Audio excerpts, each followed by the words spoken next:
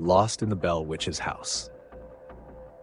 The legends of the Bell Witch haunted the small Tennessee town for generations, but for Clara and her friends, it was just a daring adventure. On a crisp autumn evening, they decided to explore the woods where the infamous Bell Witch was said to roam.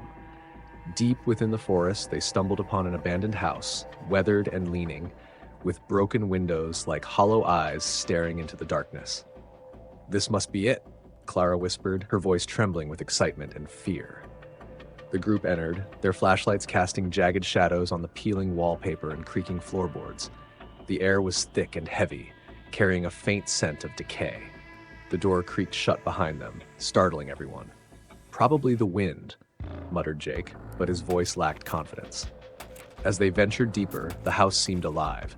Footsteps echoed above them, though no one else was there. A sudden chill swept through the room, and Clara shivered.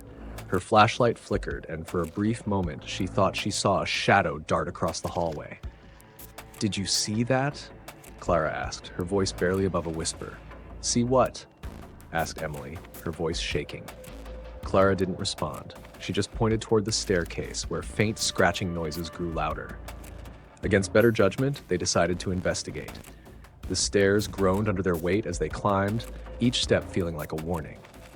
At the top, they found a small room filled with strange objects, rusted cauldrons, dried herbs hanging from the ceiling, and symbols carved into the walls. In the center stood a table with an open book, its pages filled with indecipherable writing. "This is insane," Jake muttered, backing away. Suddenly, the door slammed shut, trapping them inside. A low, guttural laugh echoed around the room.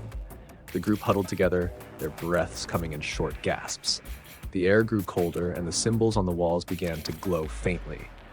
Clara felt an invisible hand brush against her shoulder, and she screamed. The laugh turned into a whisper, circling them. "You're not supposed to be here," the voice hissed, disembodied and chilling.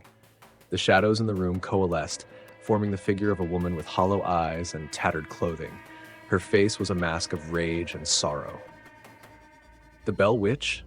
Emily gasped. The witch raised an emaciated hand, and the room began to spin. The walls stretched and twisted, the symbols bleeding a sickly red. The group tried to run, but the door was gone, replaced by a solid wall. "You'll stay here forever," the witch growled, her voice resonating like 1,000 whispers. Desperate, Clara grabbed the open book and threw it into the cauldron. The fire within erupted, casting a blinding light.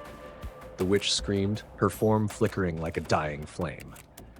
In the chaos, the room returned to its original shape, and the door reappeared.